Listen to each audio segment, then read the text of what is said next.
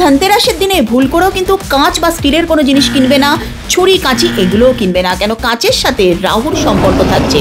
জ্যোতিষশাস্ত্র মতে রাহু পাপ গ্রহ, জীবনে সর্বনাশ নেমে আসে। এবছর কালী পুজো পড়েছে 20 অক্টোবর আর ধনতেরাস পড়েছে ঠিক তার দুদিন আগে 18 অক্টোবর শনিবার। কালী পুজোতে যেরকম আমরা মা কালীকে পূজন করে থাকি, ধনতেরাসের দেবী হলেন মা ধন্বন্তরী বা মা লক্ষ্মী।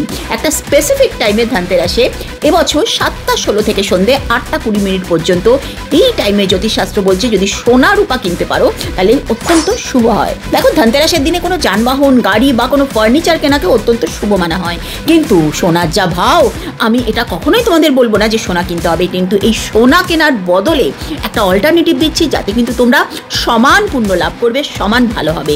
সেটা কি, তোমরা গাটি হলুদ কিনতে পারো, গুড়ের বাতাসা কিনতে পারো, বা হলুদ কড়ি কিনতে পারো, বা ঝাড়ু কিনতে পারো, একই রকমের পুণ্য হবে।